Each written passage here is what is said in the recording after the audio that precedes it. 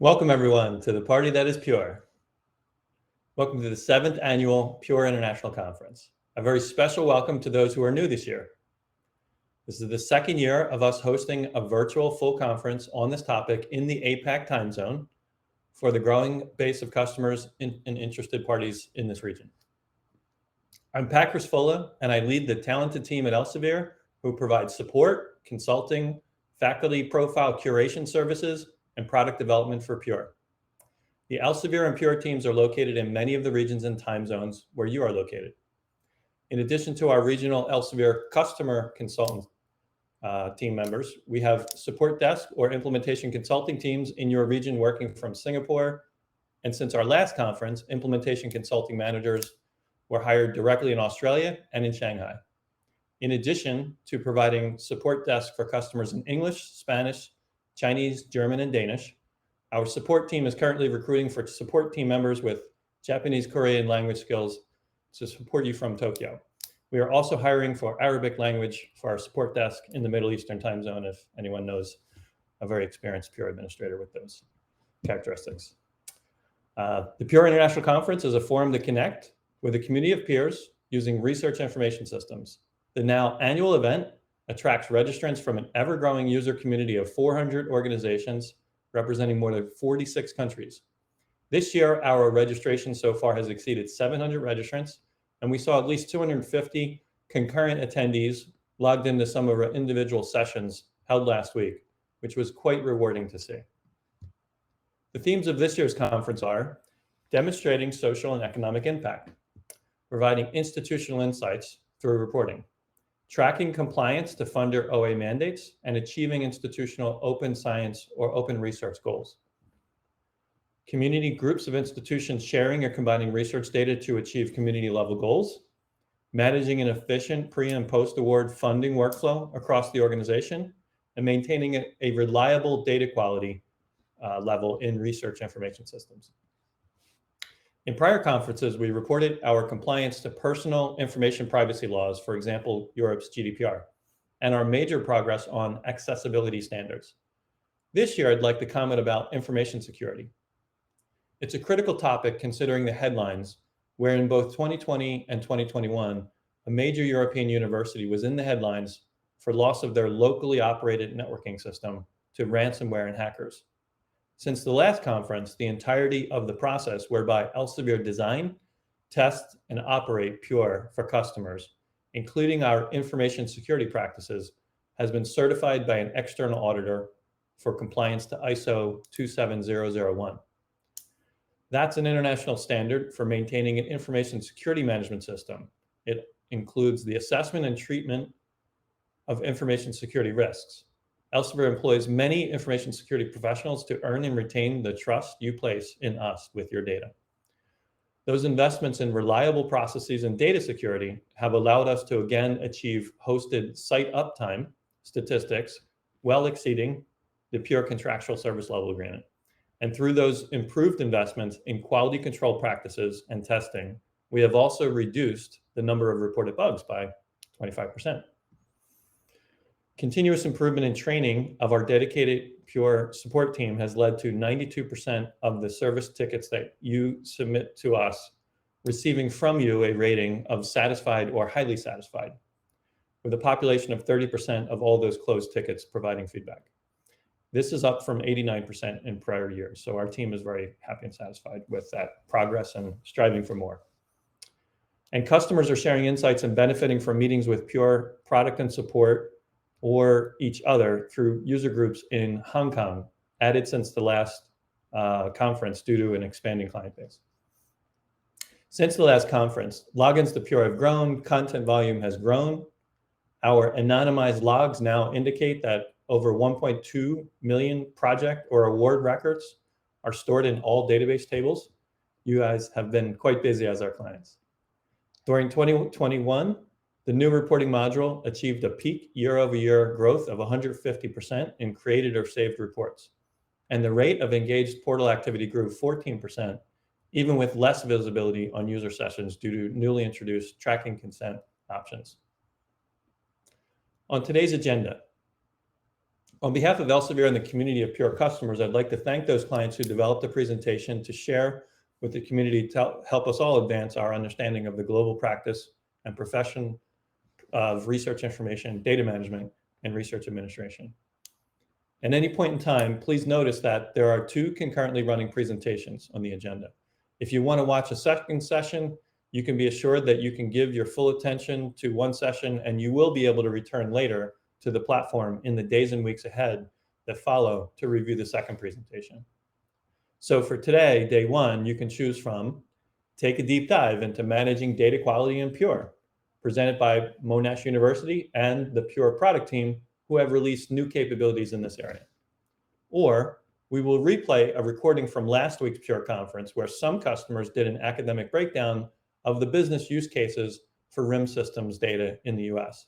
This case study was very particular to the US context using US examples. However, we're replaying it here in the APAC session because the framework, the overall framework of considering the component parts of your RIM system may as well be interesting to others in this region. After that, choose from Lignan University, Applying FAIR Principles to the RIM Context, or GTIIT, Guangdong Technion Israel Institute of Technology. We'll discuss their RIM selection process and the implementation of the award management module.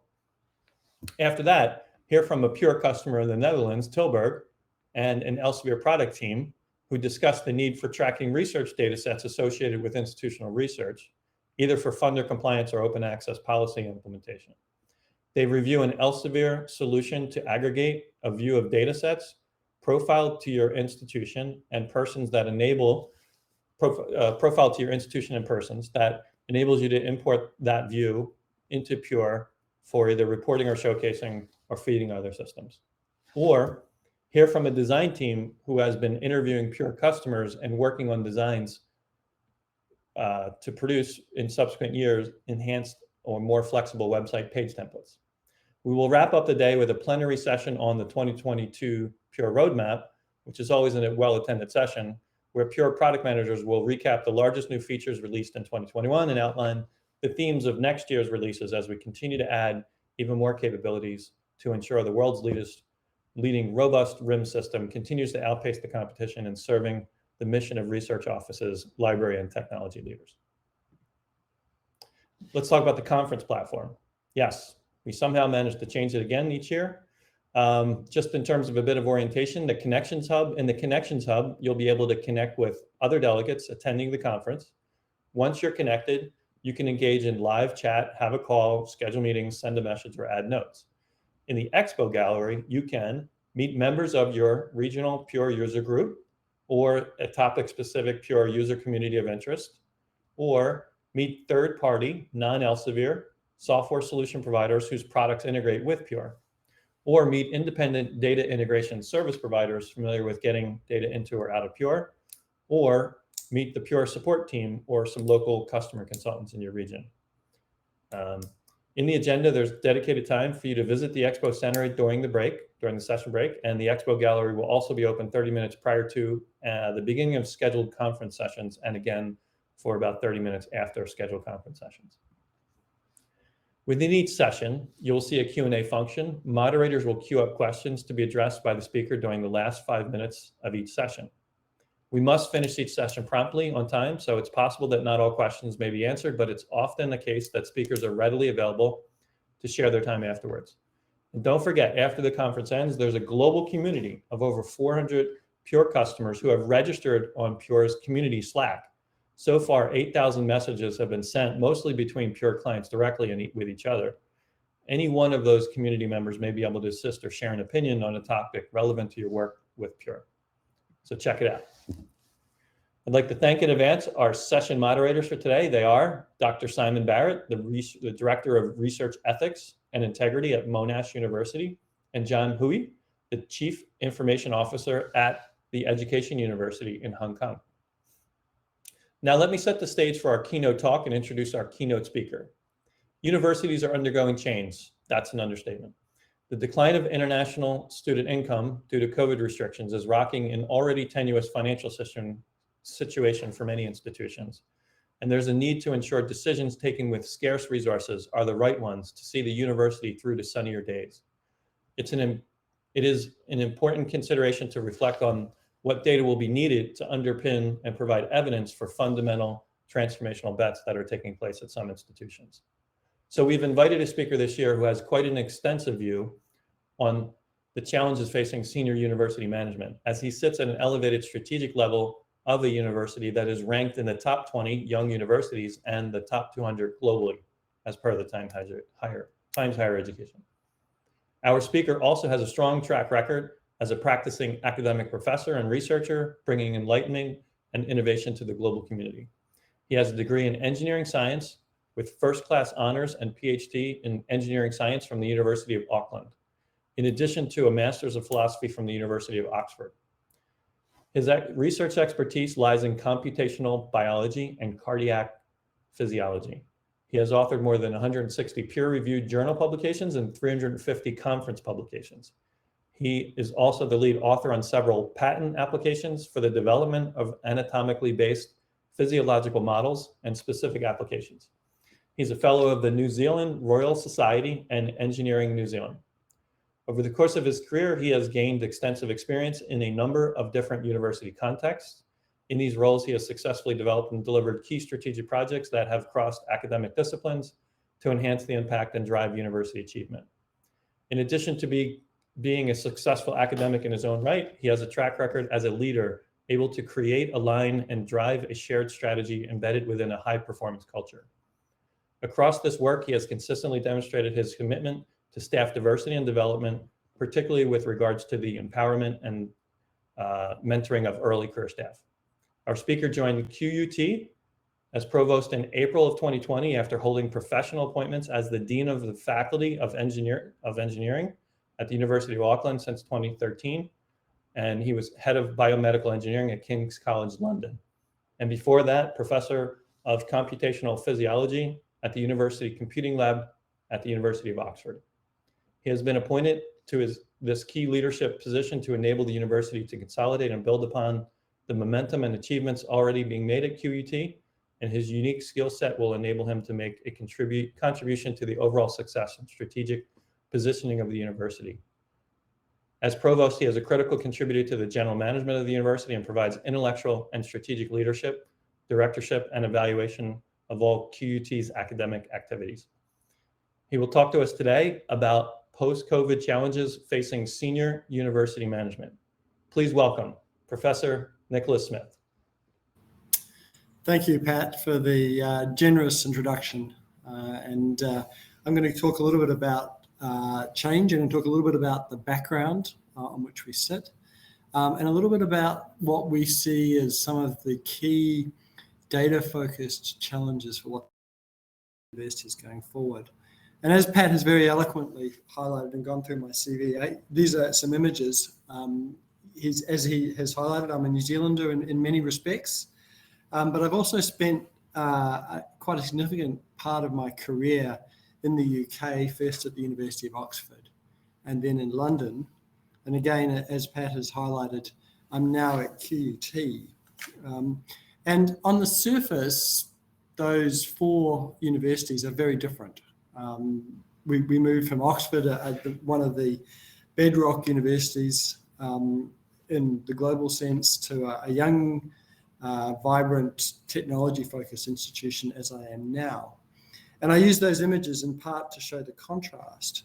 But I think it's also important when we consider what this means for universities in the future is to first acknowledge that actually they're remarkably similar. And in many cases, they're more similar than they are different.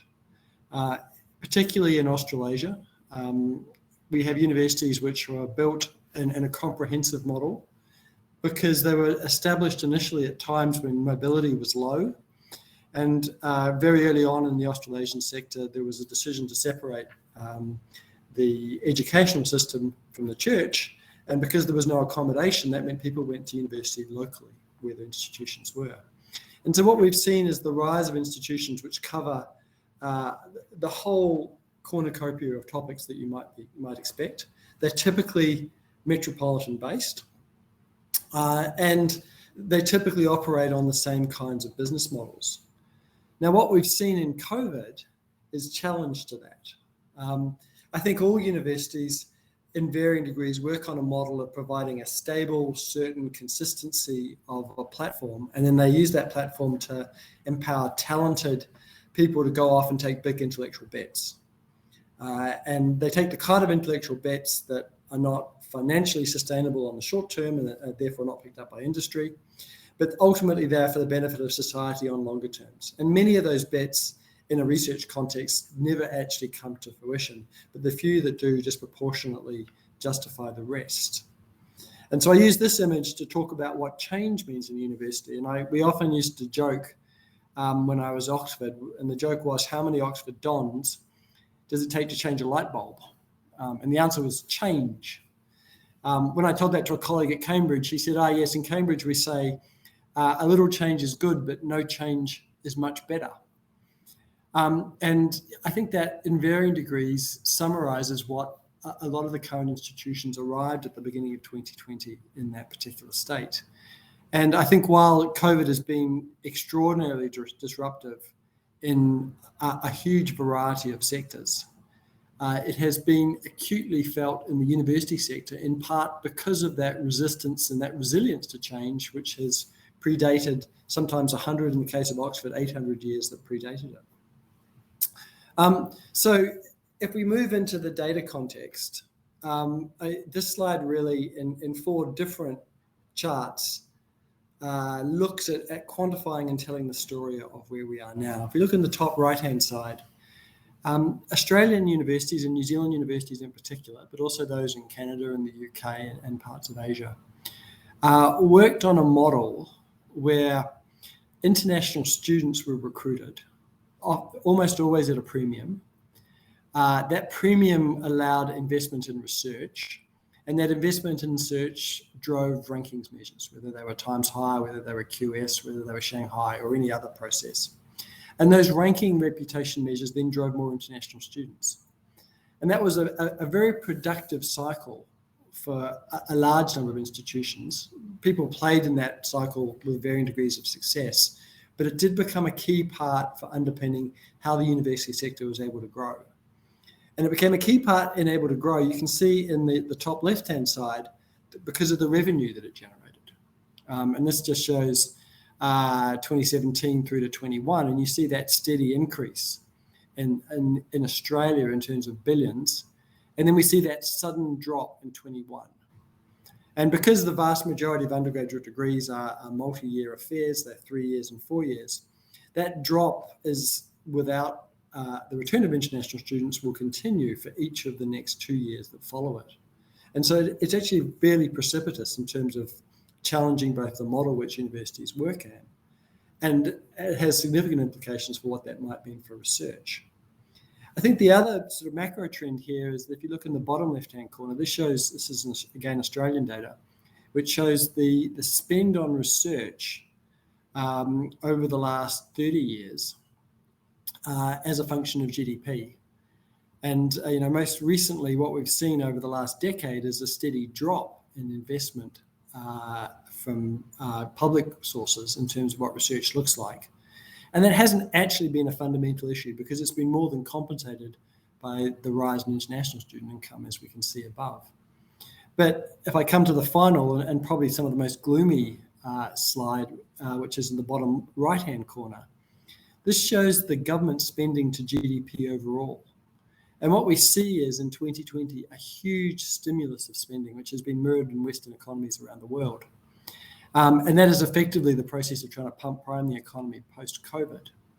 And the reason I showed that is not because that represents the nirvana for universities. I think what that really represents is, to a fairly significant degree, the government mortgaging the future.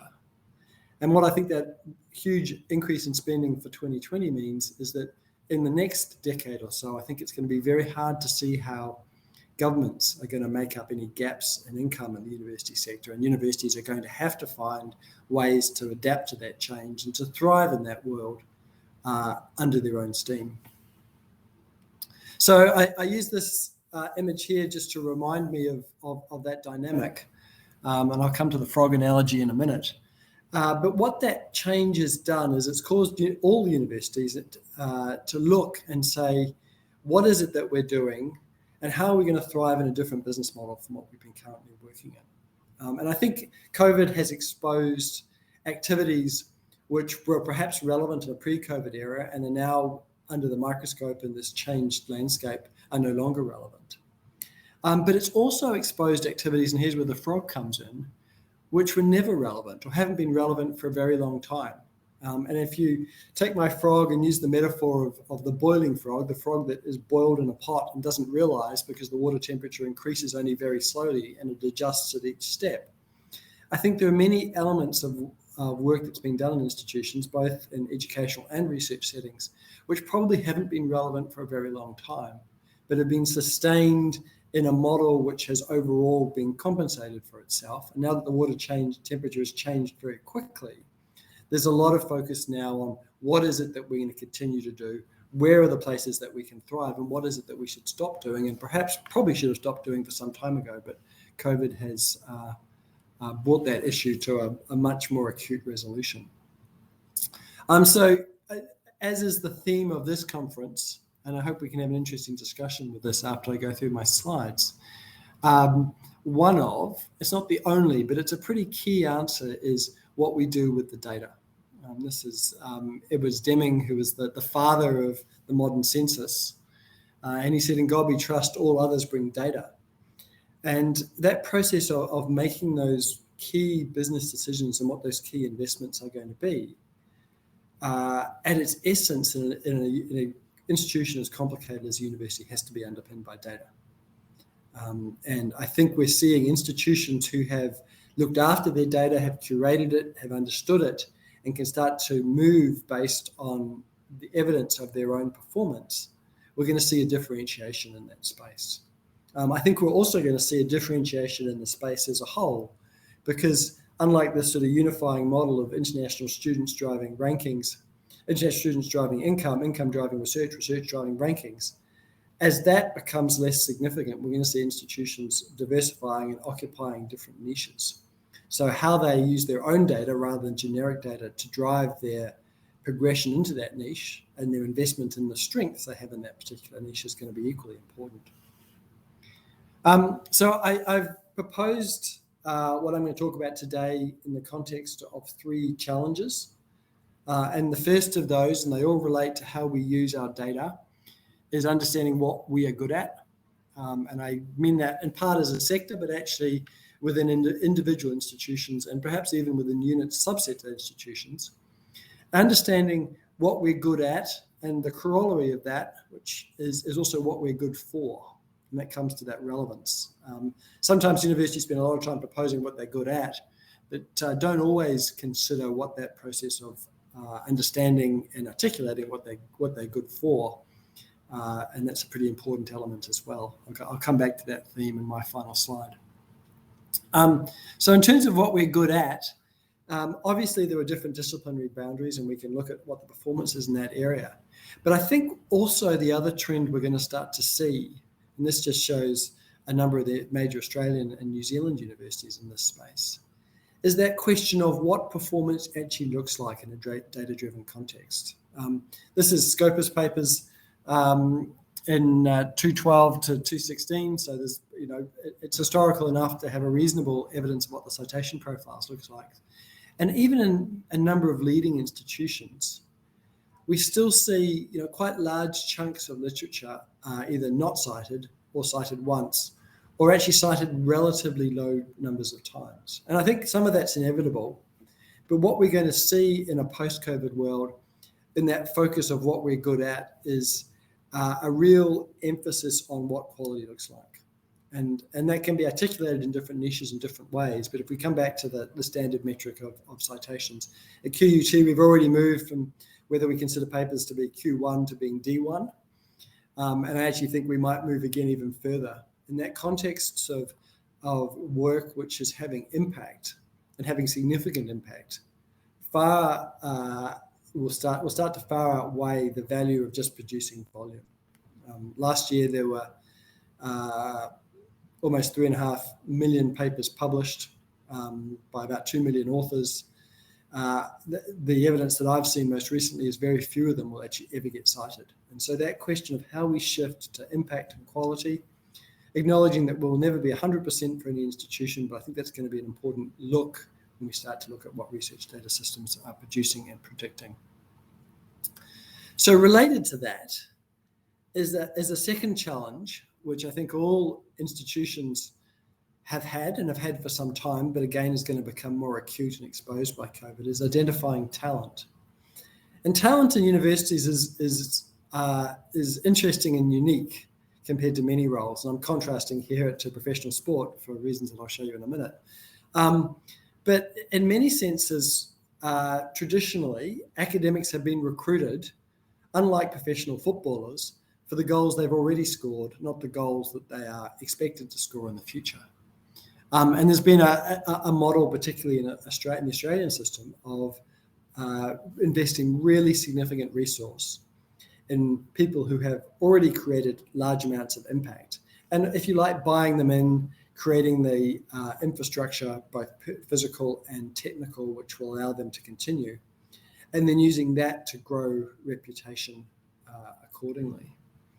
But I think for many institutions, as the financial challenge starts to hit, that model is also going to go by the wayside. And the real challenge is going to be saying not how do we identify the people who've already scored a lot of goals, but how do we do what everyone else has had to do in many other sectors of identify the people who perhaps have the potential to score a lot of goals in the future, who have a longer runway of contributing to an institution, and quite frankly are going to be cheaper to recruit.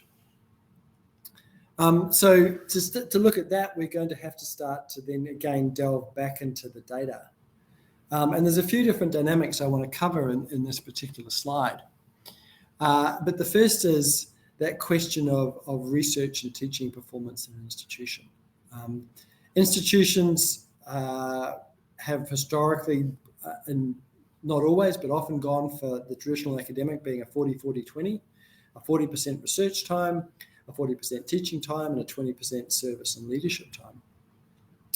And there's also a kind of urban myth in the institution that great research correlates with great teaching, and the people who are great teachers are also great researchers. And so this is work I did some time ago in one of my previous institutions. I won't tell you which one, but we looked at, for a number of units, and this was just one of them, a graph of looking at what the performance was of individuals. And we can see here each circle is one individual, and I'm graphing what their performance is on the research decile, and that was governed by the kind of metrics we would normally talk about, and what their teaching performance was, or their teaching decile, and you can see that on the y-axis.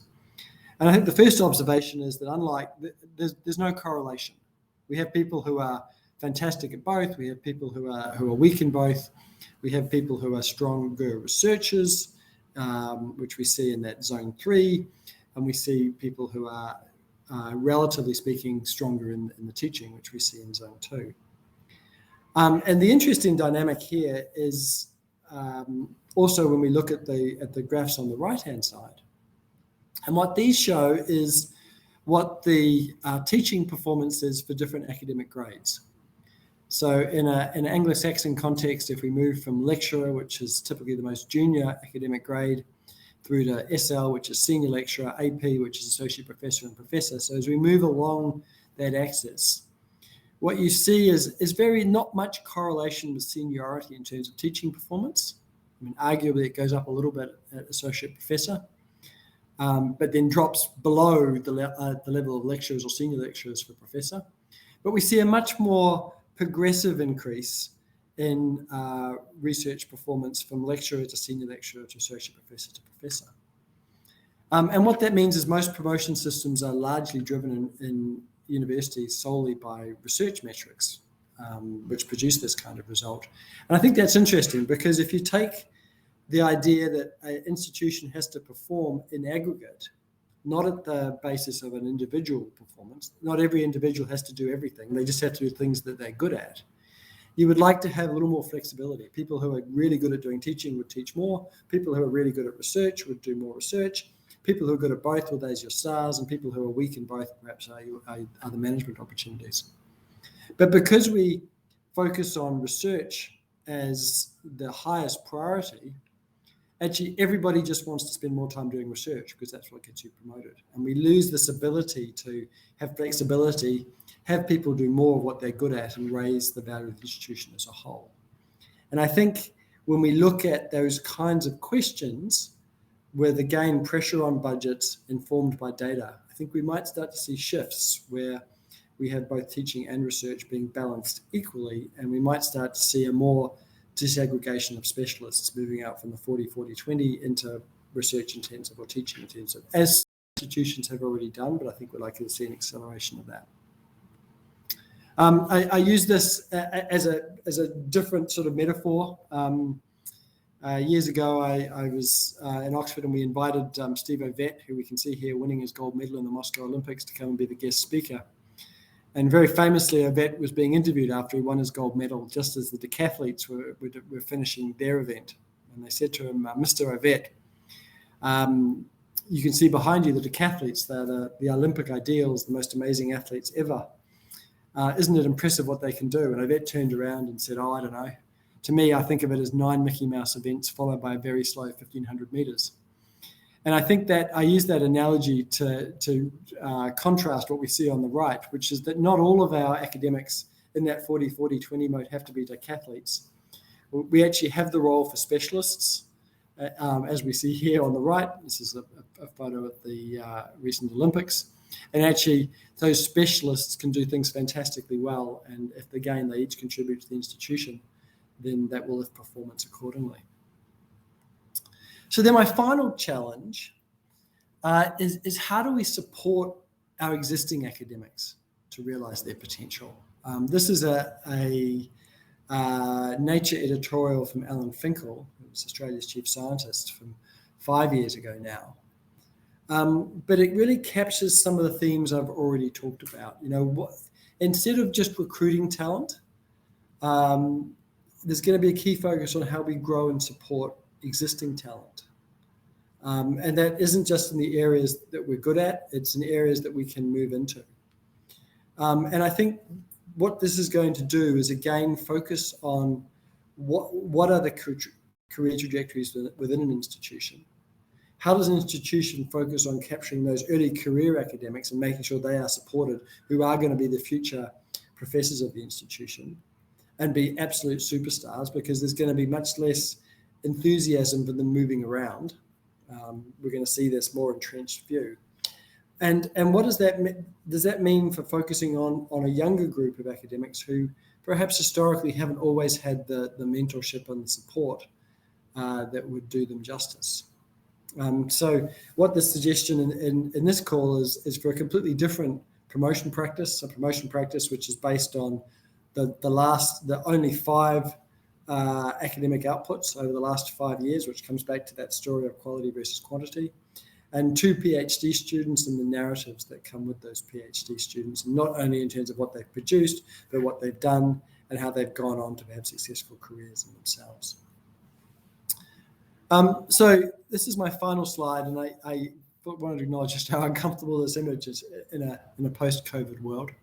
But I think COVID has accelerated a whole number of trends and has probably created some additional ones. So I wanted to finish with 3 final observations. The first is that if institutions do start to diversify and do start to occupy different niches, then we may see an evolution of the ranking systems. We currently have a ranking system which is able to assess performance through a series of correlate metrics, which are often measured at distance, measured relatively cheaply, and have enough credibility for people to believe. But as institutions become more specialized, then those ranking metrics may not work, and we may have to see what that looks like in a much more diverse university landscape than we currently have.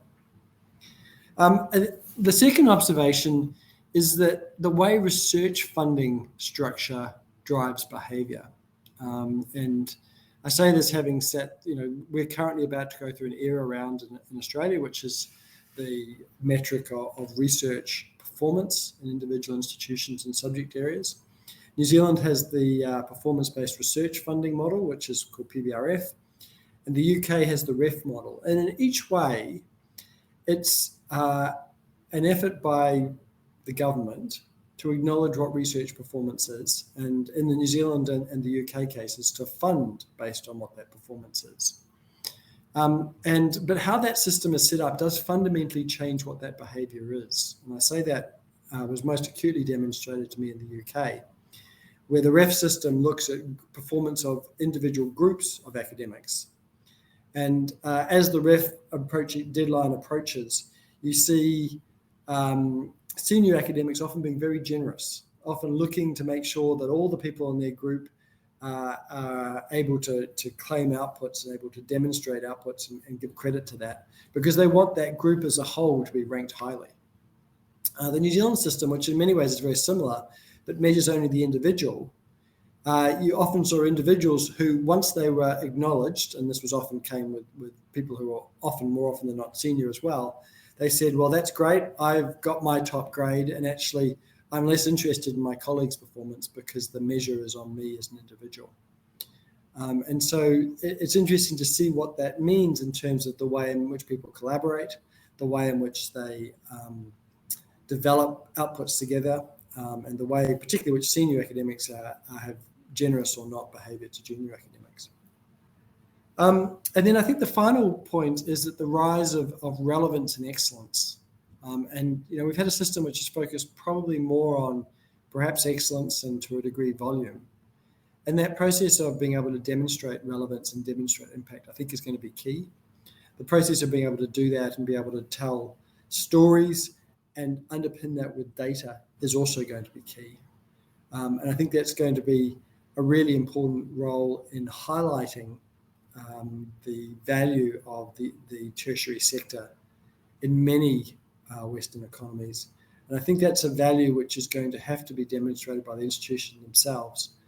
And it's only through that the political support will come from that. So I will finish there and hand back to Pat, and very happy to take any questions or discussions that we have time for. Thanks, Professor Nick Smith. Thank you for those comments. We appreciate that, the discussion, and some great quotes there in terms of the shift from impact to quality. And it's certainly not just an Australian perspective. We see very similar trends across many countries. And it seems like we need to come up with a new scheme for picking the future stars in terms of versus the buying them in. So sounds like a great opportunity for somebody who's a sort of predictive analytics model there. So I'm sure everybody will come up with their model. Some of the questions we have so far, given the amount of data available at your disposal, how do you and the team at QUT go about using this data in a sensitive way? What is the balance between data and faculty peer review? Yeah, it's a really good question. And you're right, you can swim around in data for a long time. And often there's also a question of data integrity that comes with that. And in terms of what conclusion are you basing on data, and how much certainty do you have in the data that you're basing it on? So we've done a couple of things. One is that we have to be very clear what the question that we're asking to start with.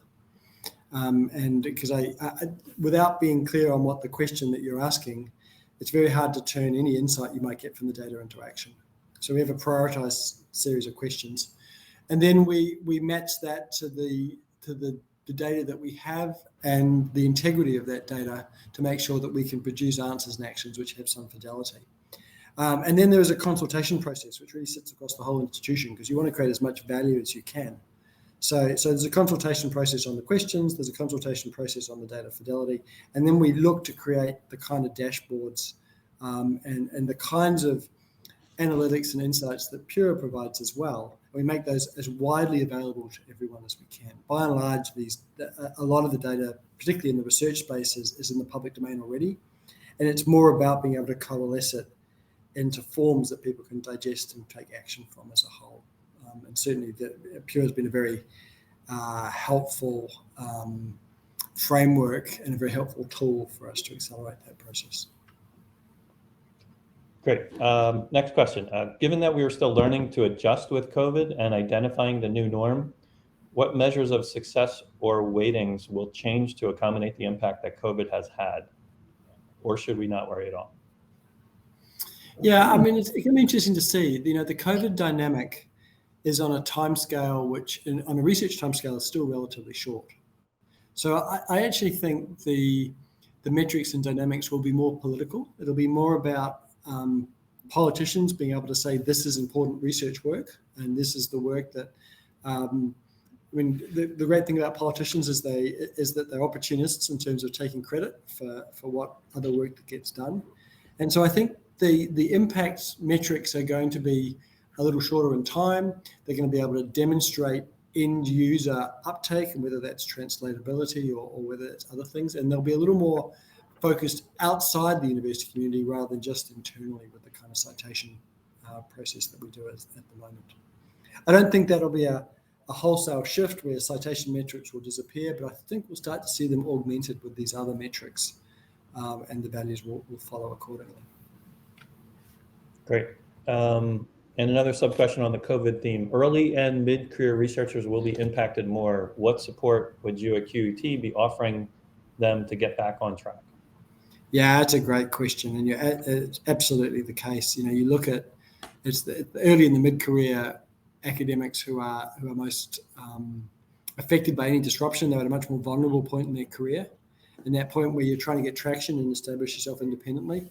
I think the tools around facilitating collaborations, which have been more difficult in a low travel dynamic, are really important. I think an increased investment in that area via the things we've always done, but we have probably prioritized the early career cohort because they're vulnerable through things like PhD scholarships and, to a degree, facilitated industry engagement support. And one of the great challenges that we've really worked hard on is making it very clear to the senior academics that their role and their responsibility, and actually ultimately how we're going to recognize them as well, is the fact that they can point to success of junior colleagues. And it's not about their direct success, it's about the success they facilitate in those more vulnerable, but actually really often much higher potential cohorts. Great. Yeah, I think that sounds great. Sounds like an important add-on to the evaluation process. Here's a question that may be a little more blue sky.